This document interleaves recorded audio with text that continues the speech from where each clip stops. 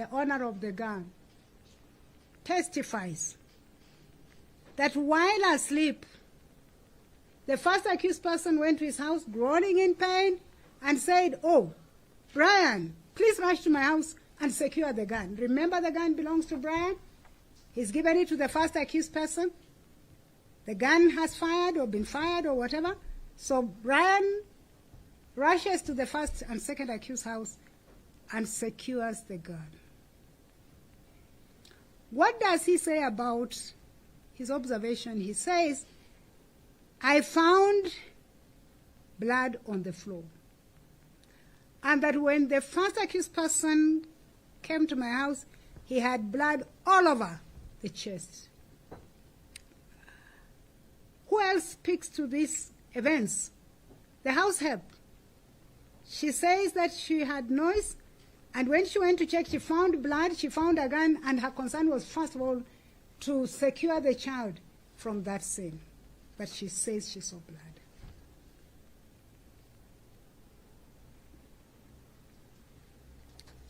There is evidence of PW27. Eunice Mohammed, who was the caretaker at Royal Park Estate, he says, "No. If there was a gunshot incident at the main gate, I would have known as a caretaker. There wasn't." Kasaini comes back. Remember, Kasaini was a neighbor to the accused persons, and he says, if there was a gun incident in our estate, ingewekwa kwa mtandao ya estate association, WhatsApp group. It wasn't there. What does that say?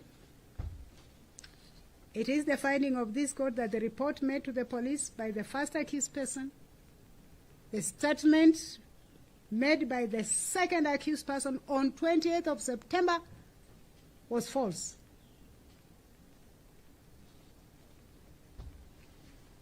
The first accused person expressly admitted he lied in his evidence in this court, before this court. Now, what is informing this lie?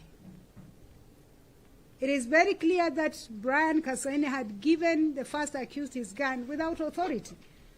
And so according to Brian, when he realized that his gun has been used, his first concern to the first accused person was, "What are you going to do?" And the words of Brian in his evidence is that the first accused person told him, "Do not worry. I'll take care of that. I will." Now, let's look at the legal, natural, probable, and moral consequences of a lie.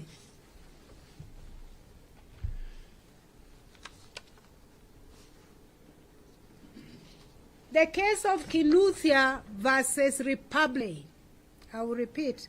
Kinuthia versus Republic 2003, EKLR. The court had this to say, I quote,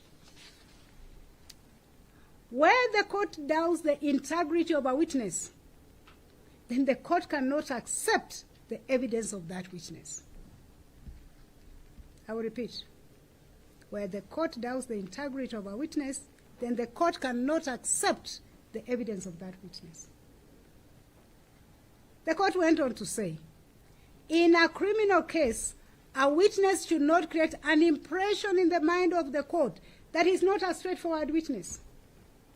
That if a witness raises suspicion about his trustworthiness or does something which indicates that he has doubtful integrity, he will be deemed to be unreliable, which makes it unsafe to accept his evidence. Please also look at these other cases. Ndungu Kimani versus Republic, MTG versus Republic.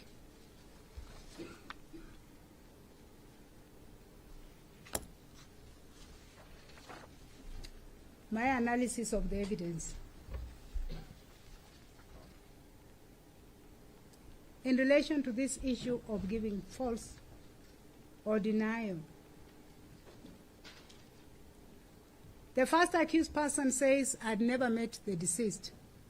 Court data shows he met the deceased. The first accused person is alleged to have told witness number 7, Owen, "I stay in Emali." Evidence reveals The first accused person gives the reason and says, I'm going to meet people in Isli, from Muslim community. He does not reach Isli. It turns out the council was won, left, went where he went, came back, and in fact,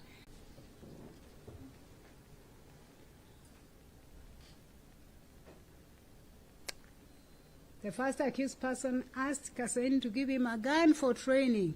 The gun is found, evidently, at the time the offense is being committed, at the scene of the offense.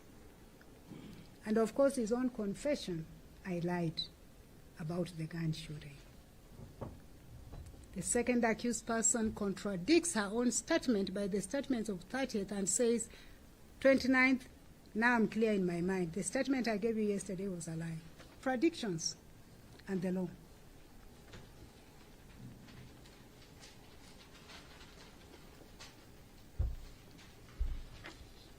It is the first accused, and by extension, of course, the second accused again says, look at all these contradictions in the case of the prosecution and find that the prosecution have not proved their case beyond reasonable doubt. The case of John Nyaganjuki and 4 others versus Republic. The court says this. In certain criminal cases, particularly those which involve many witnesses, discrepancies are in many instances inevitable. I'll read again. In certain criminal cases, particularly those many instances, inevitable. Philip Zioka Watu versus Republic. Court of Appeal had this to say on contradictions.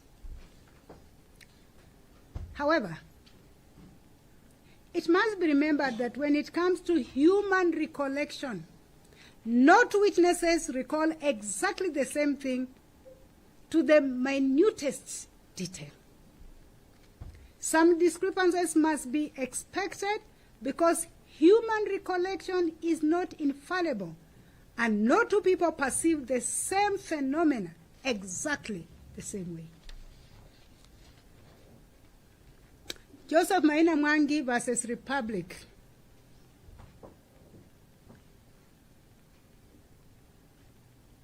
Lays the legal principle that the court will not disregard the evidence of a witness on the ground of contradictions unless the contradictions go to the root of the case and create doubt as to the guilty of an accused person. And the court had this to say on that. In any trial, there are bound to be discrepancies. An appellant court, in considering these discrepancies, must be guided by the criminal procedure code. Where such discrepancies are such as to cause prejudice to the appellant, or if they are inconsequential to the conviction and sentence. What are these contradictions this court has been invited to look at? Contradiction on the time Aaron went to the house of the finding. And it is the finding of this court. The contradictions the defense has invited this court to look at are inconsequential. They